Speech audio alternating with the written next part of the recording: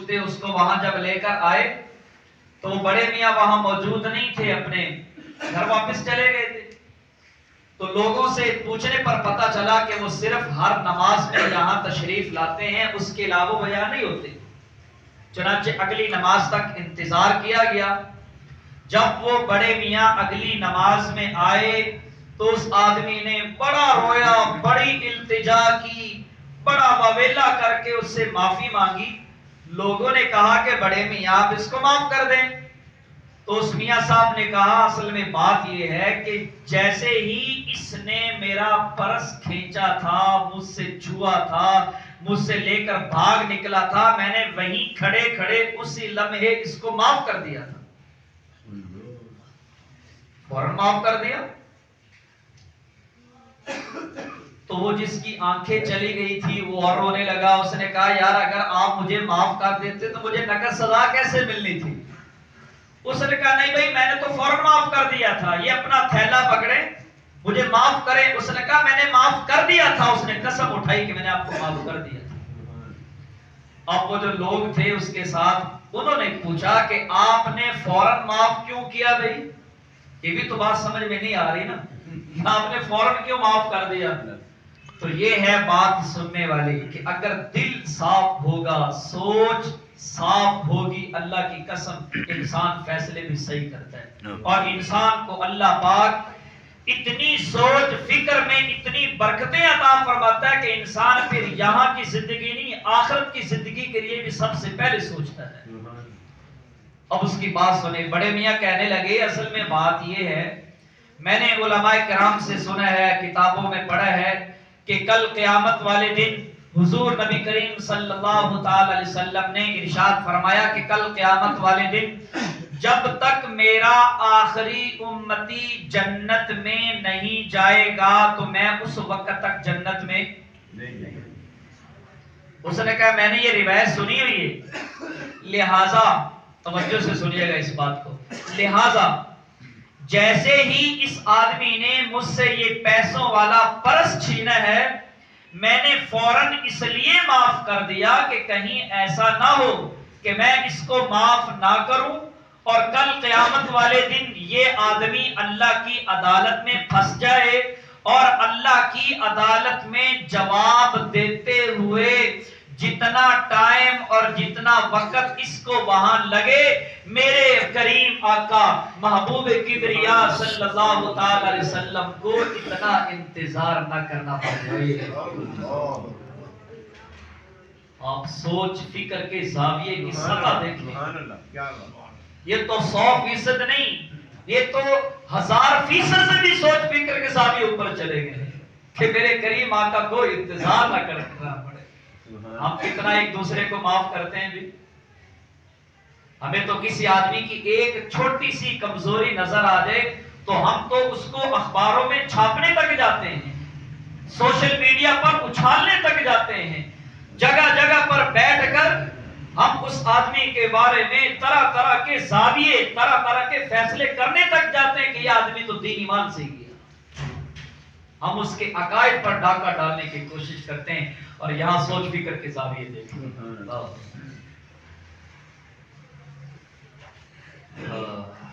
ایک اور آدمی تھا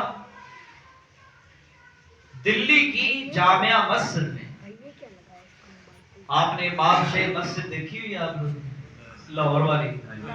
جس نے دیکھی ہاتھ کھڑا کرو، مجھے پتہ چلے کہ اس کسی نے لاہور دیکھا ہوگا۔ چلو ماشاءاللہ، بزرگوں کا شہر ہے جی، دیکھنا چاہیے، ٹھیک ہے جی۔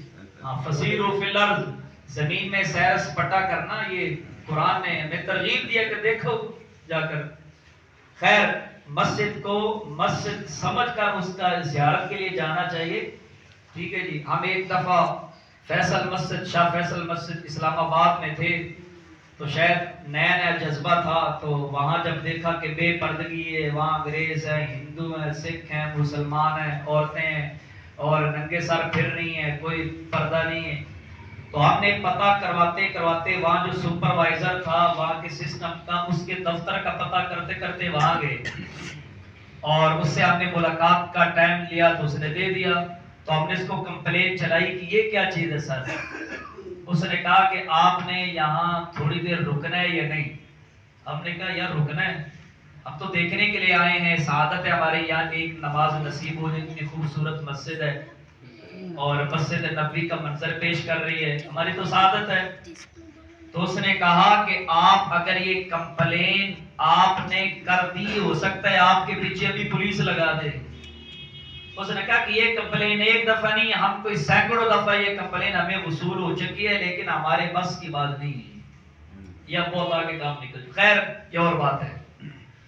تو اسی طرح جیسے بادشاہی مسجد کی سیڑھیاں اوپر چڑھتے ہیں، دلی کی جامع مسجد بھی سیم ٹو سیم اسی طرح ہے۔ تو وہاں ایک ملنگ بیٹھا ہوا تھا، فقیر آدمی، پیسے مانگنے والا۔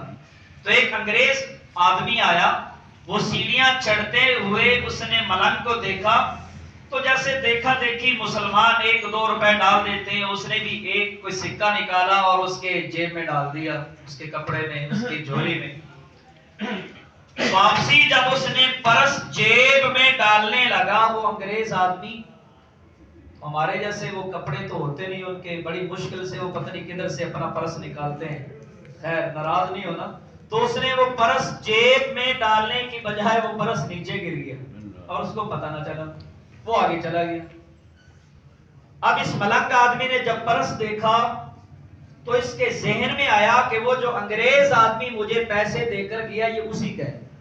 خیر اس نے بڑا تلاش کیا، وہ آدمی انگریز نہ ملا۔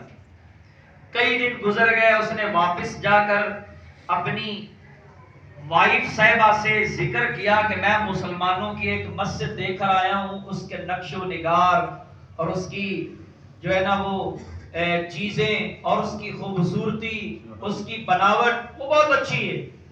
مزے کے بعد ایک اس کی بیوی بھی انجینئرنگ سسٹم کے ساتھ تعلق رکھتی تھی، اس کو بھی شوق ہوا دیکھنے کا۔ چند دن بعد اس کی بیوی کو لے کر وہ دوبارہ اس مسجد میں گیا، تو جب اس ملنگ نے دوبارہ انگریز کو دیکھا تو اس کو وہ ذہن میں آ گیا کہ یہ تو وہی صاحب ہیں، تو وہ اس کو دیکھتے ہی کھڑا ہوا اور اس کی طرف بڑھنا شروع ہوا۔ انگریز اب دیکھو سوچ فکر کے زاویہ آپ کو بتا رہا ہوں، مثبت سوچ، منفی سوچ، پوزیٹیو سوچ اور نیگیٹیو سوچ دیکھیں۔ انگریز یہ سمجھ رہا ہے کہ یہ ملنگ آدمی اس لیے میری طرف آ رہا ہے کہ میں نے اس دن اس کو پیسے دیے تھے، یہ دوبارہ میرے پاس پیسے لینے کے لیے آ رہا ہے۔ اور وہ جو ملنگ فقیر آدمی تھا اس نے سوچا کہ اس کا یہ پرس گرا تھا، بٹوا گرا تھا، میں جا کر اس کو یہ بٹوا، اس کی امانت واپس کرتا ہوں، مجھے ثواب مل جائے۔ وہ منفی سوچ رہے اور یہ اچھی سوچ ہے۔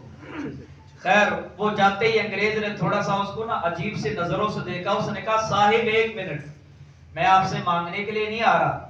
اس نے اپنے جیب سے بٹوا نکالا اور کہا کہ صاحب یہ آپ کا ہے۔ وہ فوراً پریشان ہوا، یہ تو میرا ہے۔ اس نے فوراً بٹوا لیا اور جیسے ہی گم ہوئی چیز جب ملتی ہے تو آدمی اپنے چیزیں دیکھتا ہے۔ اس نے کہا دیکھا جتنے پیسے تھے اتنے ہی ہیں، اور مزید جو اس کے ڈاکومنٹس وغیرہ تھے وہ سارے اس نے دیکھے، وہ سارے اسی طرح same to same P I D اسی طرح ہے۔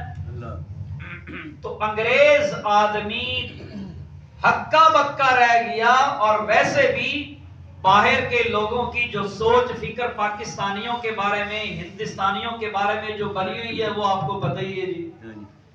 تو انگریز آدمی نے جب دیکھا کہ اتنے دن ہو گئے ہیں اور یہ ہے بھی مانگنے والا، اس کو پیسوں کی ضرورت بھی ہے، اس نے پیسوں کو چھیڑا تک نہیں، اس نے پوچھا کہ آپ نے یہ کیوں سنبھال کے رکھا؟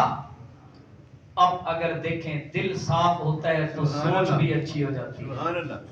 دل اچھا ہو تو اللہ کی قسم سارے جسم کے اعضاء صحیح کام کرتے ہیں۔ وہ ملنگ آدمی کہنے لگا اصل میں بات یہ ہے کہ مجھے مکمل فری ہینڈ تھا، میں مکمل اختیار تھا کہ آپ کی یہ چیز میں خرچ کر لیتا، پیسے میں خرچ کر لیتا، استعمال یوز کر لیتا، لیکن مجھے ڈر لگتا ہے کہ کہیں میں آپ کے ان پیسوں کو استعمال کروں، کل قیامت والے دن ایسا نہ ہو کہ میرے کریم آقا صلی اللہ تعالی علیہ وسلم جب میرا یہ مقدمہ اللہ کی عدالت میں جائے تو کریم آقا کہ میں سامنے جاؤں تو میرے کریم آقا میرے اس جرم کی وجہ سے اپنا وضحا والا چہرہ منہ سے پھیر کر دوسری طرف، مجھے وہاں سے ڈر لگ رہا ہے۔ وہ جو انگریز تھا، نہ اس نے اس کو کلمے کی دعوت دی، نہ اس نے اس کو چلے کی دعوت دی، نہ اس نے اس کو کہا کہ آپ سے روزہ لگائیں، نہ اس نے اس کو کہا کہ آپ جہاد کریں، نہ اس نے اس کو کہا کہ قرآن مجید پڑھیں، نہ مسجد میں آنے کی دعوت دی۔ اپنے صرف ایک اخلاص دکھا کر، اپنی ایک اچھی سوچ فکر کے زاویے اور اینگل اس کو دکھائے، اور انگریز نے کہا جلدی کرے مجھے کلمہ پڑھا کر اپنے نبی کا دیوانہ بنا۔ میرے دوستو، اپنی سوچ فکر کے زاویوں کو ہمیں درست رکھنا چاہیے۔ اللہ عمل کرنے کی توفیق عطا فرمائے۔